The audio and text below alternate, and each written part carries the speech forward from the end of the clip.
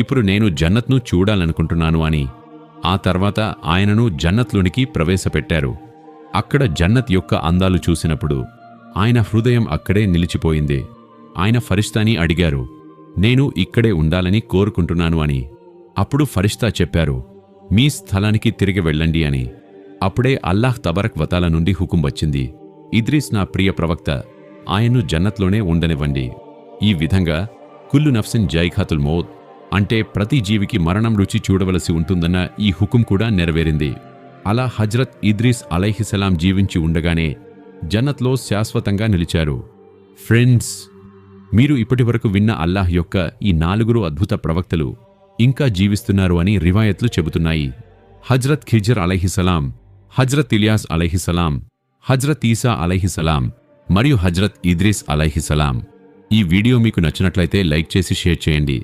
ఇలాంటి